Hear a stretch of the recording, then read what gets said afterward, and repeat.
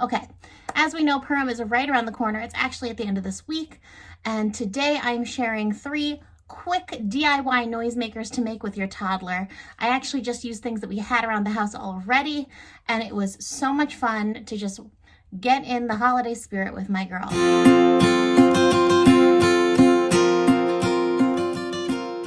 Hi, my name is Pam. I'm a mommy. I'm a Jewish mommy, and this channel is all about parenting and how I approach parenting as a teacher, as a mom, as a Jewish mom. And today we're talking all about noisemakers. Now, for me, Purim is about reading the Megillah in the temple, and this year is going to be a little bit different, obviously, with the pandemic still going on. So we are going to be at home zooming into the Megillah. But that shouldn't take away from the fun and energy of it. So I was working with my toddler today, and today we have 3 quick DIY noisemakers with just recycled stuff I already had around the house.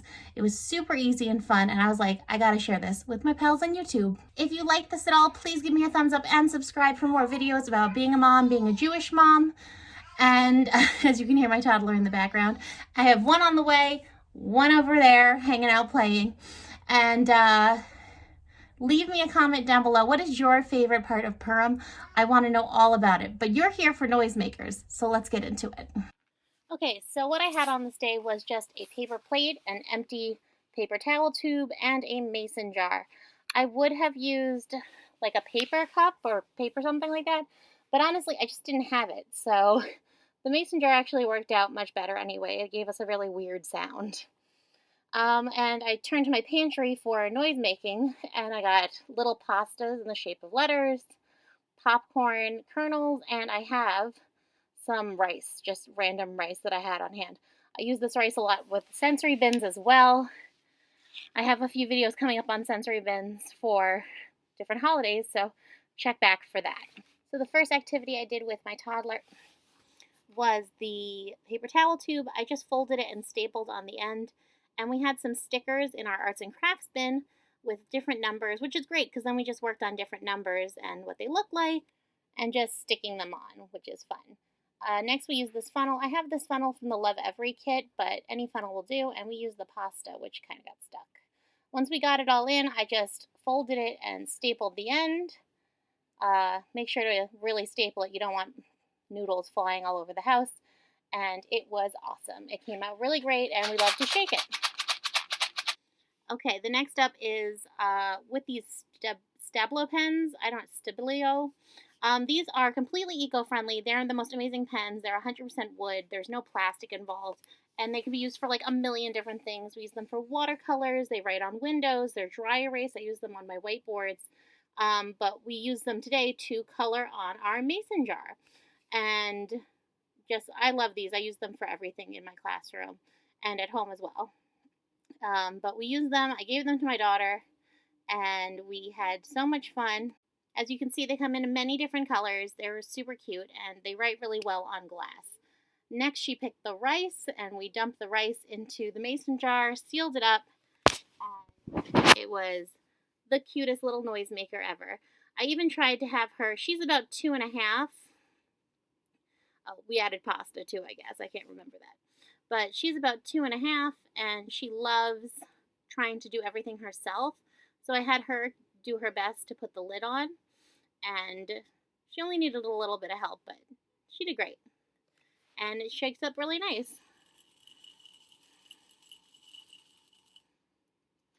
Okay. The next one is the paper plate. Now do yourself a favor and seal it up as much as possible. Pre-fold it, because if you do it in front of your toddler, they're going to freak out.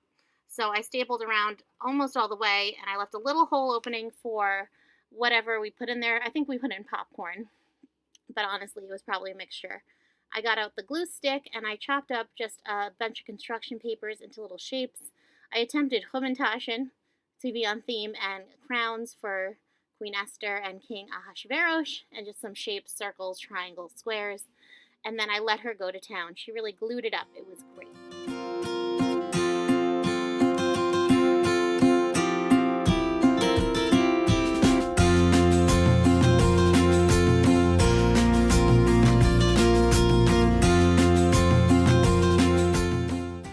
just got our funnel back out and we put it into the little hole on the edge and emptied our mixture of pasta, rice, and popcorn into it, and we had ourselves another noisemaker. I stapled up the end, made sure it was really secure. When you're finishing off these projects, you want it to be pretty secure. I think I just added way too many staples though, but whatever. It came out super cute, and it shakes nice and loud, very noisy. Just make sure.